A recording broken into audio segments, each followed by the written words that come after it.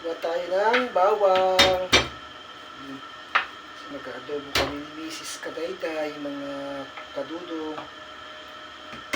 Anong ginagawa mo, Be? Be? Dito, nagpapainit ng kawali. So, bali ito na, ano mo na. Igagat mo, Be. Ito, nahiwa ko na. Nahiwain na pala yung mga manok. Chicken na manok. Chicken naman. Chicken manan. Chicken na manin. Chicken manin! Ayan na. Ito na, nakahiwa na yung sibuyas bawang. Iniwa ko na. At iniwa ni Mrs. Kadayday yung ceiling green. Kasi pag nag-adobo ito, nilalagay niya ng ceiling green. Ito na. Pakit daw. Yan yung manok. Utang na namin kay Bakala. Kapit kay Bakala.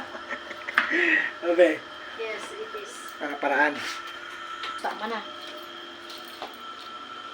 For the credit for... For the credit mo na mga person. Yan, si Mrs. Kadayday. Sige na po. Ito na.